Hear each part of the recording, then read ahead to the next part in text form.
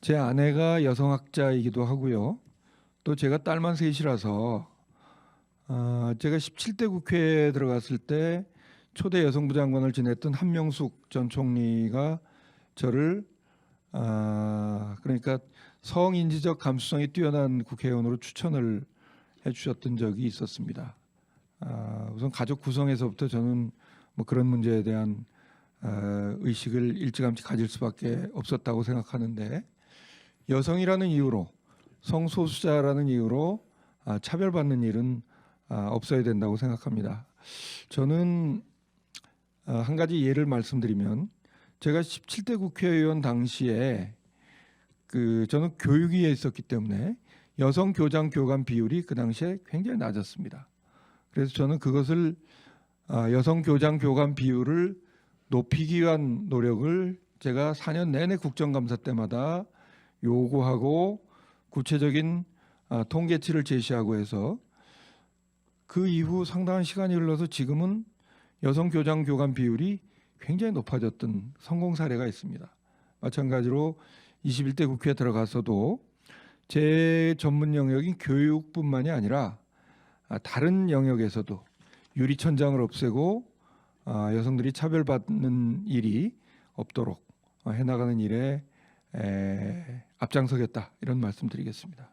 저는 성소수자에 대해 가지고는 뭐 네네. 인권 차원에서 이거는 뭐 봐야 되는 문제고요. 네네. 이게 근데 저는 이 문제들을 갖다가 프레임이 잘 맞나? 성평등과 성평화 이쪽 그죠? 네네. 이 개념이 다른 겁니다. 이 사람의 사고 방식들을 갖다가 다르게 이렇게 조작해내는 건데 저는 성평등 못지않게 성평화의 어떤 프레임으로 문제를 봐야 된다고 생각을 합니다. 이게 또 하나 지금 아까 지금 질문하신 게 첫째 1번이니까 아까 가짜 뉴스 문제 말씀하셨어요. 그다음 네네. N번방 사건 얘기하셨고 그다음에 네네. 어떤 성평등 문제를 네네. 갖다 말씀을 하셨는데 네네. 지금 대한민국이 사람들이 느끼는 거는요. 일단은 과거에 비해서 일자리 사정, 청년 일자리 사정이 훨씬 악화되어 있는 겁니다. 이게 그 악화된 원인이 최저임금 왕창 엄청나게 그냥 폭발적으로 끌어올렸죠. 그다음에 주 52시간 근무제를 갖다가 무리하게 실시를 했죠. 그다음에 한 번 고용하면은 정년을 보장해라고 하는 어떤 이른바 이제 비정규직법을 갖다가 발동을 갖다 해놨죠. 그다음에 탈원전을 하고 있지 않습니까 이게 그러면서 어떤 공공 양반 81만 명을 갖다가 만들어내죠. 그다음에 기족화된 어떤 이 노동조합들하고 이렇게 사실상 연정과 협치를 하죠. 이런 것들은 뭐냐면은 국내 투자와 고용을 갖다 위축시킬 수밖에 없거든요. 그러면 청년들은 기회와 희망의 죽음의 시대를 살 수밖에 없는데 이게 가장 거대한 아젠다입니다, 사실은. 그래서 지금 국민들이 느끼기에는 1956년에 그때 나왔던 그 신익기 장면이 나왔을 때 그때 대통령 선거 구호가 뭐냐면 못 살겠다 갈아보자예요. 네. 지금 64년 만에 지금 못 살겠다 갈아보자라고 하는 이게 터져 나오는데 지금 아까 그랬잖아요. 아젠다를 갖다 가짜뉴스하고 N번방하고 성평등 얘기한 겁니다. 사실은 국민들이 느끼는 거하고 많이 다르거든요. 네네. 아까 제가 처음에 국회의원에서 가장 중요한 거는 아까 아젠다 세팅이라 그랬는데요. 지금 제가 볼 때는 아젠다 세팅 자체가 상당히 심각한 우선순위에서 심각한 문제가 있고요. 그다음 프레이밍도 성평등과 성평화 못지않게 중요한데 성평화가 죽었죠. 그다음에 불평등과 부자유가 있잖아요. 그죠? 경제활동의 부자유. 그러니까 불평등은 문제 삼는데 부자유에 대해 가지고는 문제 삼지 않거든요. 네, 그런 점에서 이게 지금 아젠다 세팅 관련해서 지금 대한민국의 지식사회와 언론이 참 심각한 문제를 갖다가 지금 문제를 갖다 보여주고 있다고 저는 생각을 합니다. 사실은 이제 이게 그러니까 단순한 성의 부분이 아니고 평등의 부분이 그 잘못돼서 또 인식이 잘못돼서 이렇게 나오는 부분이라고 생각을 하고요. 저는 개인적으로 존중합니다. 존중한다고 생각을 하고 다만 이제 아시겠지만 인식들이 지난번에 뭐 어떤 여당 사무총장이 뭐 그런 부분 이런 성소수자에 대한 논쟁이 불필요하고 소모적인 부분이라고 이렇게 말씀을 하셨는데 네. 이런 생각들이 대다수 갖고 있는 생각일지도 모릅니다. 근데 이제 결국 그분들을 존중하고 그분들이 가지고 있는 특성이랄지 그런 것들을 인정해 주는 거, 뭐 내가 거기에 어떤 그런 보다도 그가 서로 다른 것들을 인정하는 것들이 굉장히 중요하다고 생각하고요. 네. 여성에 대한 부분도 똑같은 그런 부분이라 생각합니다. 이게 그 남성 여성 같은 뭐 그 성적인 그 부분의 다른 부분을 서로 받아들이고 아시겠지만 저는 그 개인적으로 제가 가지고 지금 뭐 한 40여 년 와이프하고 살면서 결혼해서 이렇게 그 반말을 잘 하지 않고 네네. 재산 등록 아마 보시겠지만 저는 아파트가 공동명의로 되어 있습니다. 그러니까 아내 나중에 아버지가 좀 상속된 게 좀 있어가지고 그렇지만 실질적으로 보면 뭐 저는 아파트 한 채 가지고 있는데 네. 그 공동명의로 되어 있습니다. 그러니까 그 결국 그 같이 이렇게 살아가는 그런 그 부분들에 대해서 그런 인식이라는 거 이게 이렇게 남성 여성을 떠나서 한 인간으로서 또 그 어떻게 보면 뭐 종교적으로 얘기하면 반쪽에 또 이런 그 같은 좀 다른 특성을 가진 부분을 인정한다면 굉장히 받아들이기 쉬울 것 같고 네네. 이제 정치적으로 이제 이런 부분들 뭐 젠더 뭐 그런 부분 어떤 이런 부분들을 조금 이게 뭐랄까 이게 그 인위적으로 하는 거에 대해서는 전 조금 그런 것은 좀 이렇게 자연스럽지 못하다 생각을 하고 네. 사실은 이제 옛날보다는 의회의 여성 의원의 관악구 의회 같은 것도 수가 상당히 늘었죠. 옛날보다는 뭐 네. 상당히 인식 그 자체도 뭐 달라지고. 네, 의장님도 지금은 여성이기도 하죠. 네네네. 그리고 네네. 뭐 전에도 뭐 그랬었고 이게 그런 부분들은 우리 관악구는 뭐 타구부는 더 심각하더라고요. 아, 네. 예예. 그런 부분이고 국회에서도 뭐 근데 다만 이제 저희가 여성 의원들 또 정치적으로 나서는 분들이 그 어떻게 보면 그 소수의 경쟁을 뚫고 경쟁력이 훨씬 더 치열하고 그 아까 가던 편견을 거치다 오다 보니까 과연 그분들이 가지고 있는 생각이 전체적인 여성이랄지 전체적인 부분들의 생각인가 하는 부분에 대해서는 저는 조금 다른 견해를 가끔 이렇게 느껴갑니다. 왜냐하면 뭐 다 그렇겠지만 네네. 평균적인 것의 눈높이가 조금 그런 부분. 왜냐하면 이제 그 배리어가 남성에 비해 더 훨씬 높잖아요. 네, 뭐 성평등 그리고 뭐 성소수자 관련해서 일단 그 문제에 대해서는 저는 성소수자의 인권의 문제이고 네네. 그리고 그거는 뭐 호불호의 문제가 아니고 네네.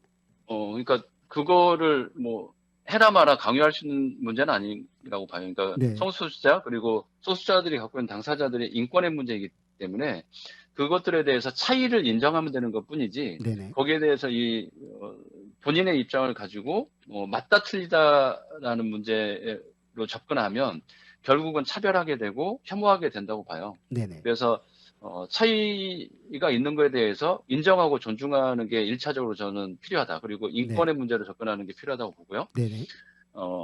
이 성평등 관련해서도 전 똑같은 문제라고 봅니다. 그래서 성평등의 문제든 성소수자의 문제든 이 자체가 차이가 차별이 되지 않는 걸 좀 기본적인 원칙, 관점으로 좀 출발하는 게 필요하다고 보고 네네.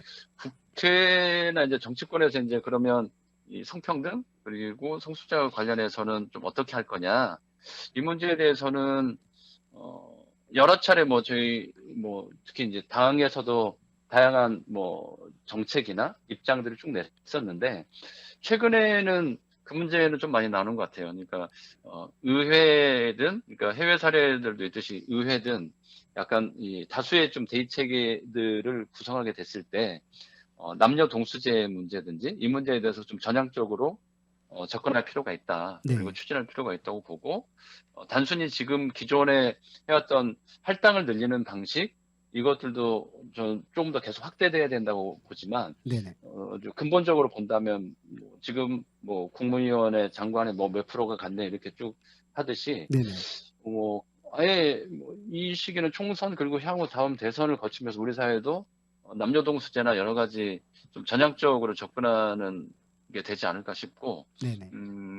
저나 정의당의 입장은 좀 그렇게 좀 더 전면적으로 갈 필요가 있다 이렇게 좀 생각합니다. 네, 뭐 성소수자나 특히 뭐 최근에 논란이 됐었던 이제 변희수 하사 그리고 숙명여대 트랜스젠더 입학 그 사건을 보면서 일단 가장 먼저는 차별금지법이 정확하게 제정돼야 된다라는 생각을 했습니다. 차별금지법 같은 경우는 어려운 내용이 아니거든요. 세계 인권위에서도 권고하고 있고 18대 국회부터 법안이 제출이 되는데 최근 들어서 일부 보수 기독교 분들의 강한 반발을 이제 이유로 이제 미뤄지고 있는데 심지어 이제 법안 발의조차 주저하고 있다고 국회의원들이 들었는데요. 그런 것들을 정확하게 제정을 해야 되고 차별금지법은 실제로 그냥 존재를 차별하면 안 된다라는 규범을 세우는 거거든요. 그냥 네. 그것이 가장 마지노선이라고 생각을 하고 실제로 이제 더 다양한 가족 구성원 형태를 인정해주는 방향으로 생활동반자법 등이 좀 제정이 돼야 된다고 보고 있습니다. 성소수자뿐만 아니라 1인 가구 다양한 형태의 가족들이 인정이 돼야 우리가 다 같이 어우러져 살 수 있는구나가 사회적으로 통용되는 방식이 만들어져야 네. 서로 차별하거나 혐오하거나 배제하지 않는 것이 자리를 잡아 나가지 않을까라고 생각을 하고 있고요. 이것뿐만 아니라 이제 여성 문제 같은 경우도 굉장히 다양한 영역에 많이 있죠. 앞서 말씀드린 성범죄 영역도 있고 실제로 여성들이 임금 격차를 겪고 있는 것 그리고 보육이나 양육이 여성에게만 책임으로 이제 있는 것들도 있는데 이런 여러 가지 문제들이 해결되지 않는 것들 중에 원인 중에 하나가 국회가 얘기들 많이 하잖아요. 50대 남성 네. 국회로 이루어졌다라고 실제로 그렇거든요. 저는 이런 법과 제도를 만드는 영역에서 당사자성을 꼭 우선해야 된다라고 보고 있지는 않지만 어느 정도 균형 있는 비율을 맞춰야 된다고 생각을 하고 있어요. 그래서 저희 당 민중당에서는 이번에 지역구 후보를 남녀 동수제로 이제 후보를 냈고요. 남녀 네. 동수를 실현했습니다. 저희가 네. 남녀 동수를 실현한 유일한 정당인데 이런 건 잘 안 나와요. 그래서 남녀 동수를 실현을 했고요. 공공기관 특히 이제 고위공직자, 장관 이런 고위공직자부터 남녀 동수를 실현하는 방안으로 가야 한다라고 보고 있습니다. 네, 여성이 우선 승진의 차별을 받고 있고 임금 격차도 크고 또 여러 가지 사회적 기회에서도 많은 차별을 받고 있다는 것은 널리 알려진 일입니다. 네. 근데 이게 왜 심각하냐면 우리 사회가 어느 순간 이제 이익은 개인이 가져가고 고통은 사회적으로 떠넘기기를 하는 그런 일종의 전가 사회가 되어 있지 않습니까? 네. 그 틀 속에 이 성불평등 문제가 걸려 있는 거거든요.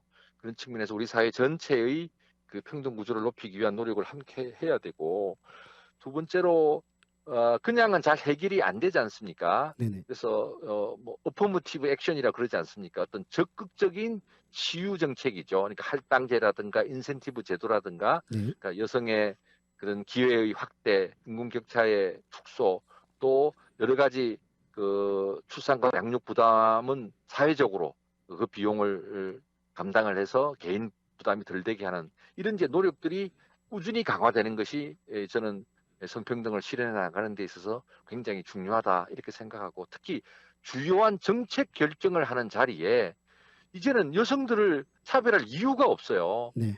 그분들의 감수성과 그분들의 역량이 적극적으로 발휘될 수 있도록 저는 공적인 분야에서부터의 그런 기회 여성들에 대한 기회 차별을 적극적으로 해소할 수 있도록 노력해야 된다고 봅니다. 제가 국회 기획재정위원으로 있으면서 공공기관 운영에 관한 법률을 개정하면서 임원이라든가 승진이라든가 이런 부분에 있어서 여성들을 반드시 일정한 정도로 할당하도록 그런 법을 이렇게 함께 개정한 적도 있습니다. 네. 성소수자 문제는 찬반 문제로 이렇게 접근할 문제가 아니라 네. 사회적 합의가 깊어져야만 이 문제는 해결돼 가지 않겠습니까? 네네. 그런 과정을 함께 전개했으면 좋겠습니다.